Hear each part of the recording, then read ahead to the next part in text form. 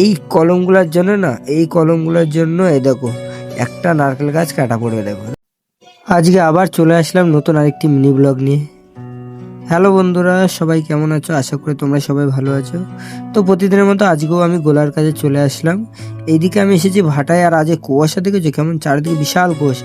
আর এই কুয়াশার মধ্যে এই বাচ্চাটা দেখো কেমন বালি হাঁটছে, মানে সকালবেলায় 6টা বাজে এখন, আর দেখো কত সুন্দর খেলা করছে। আর এইখান থেকে ইটটা লোড করে নিয়ে, ঠিক আছে, ইটটা লোড করছে, তারপরে দেখো কোথা দিয়ে যাচ্ছে।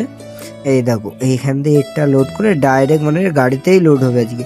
মানে আজকে আমাদের আর কোনো কাজ নেই, খালি গাড়িতেই লোড নেবো আমরা।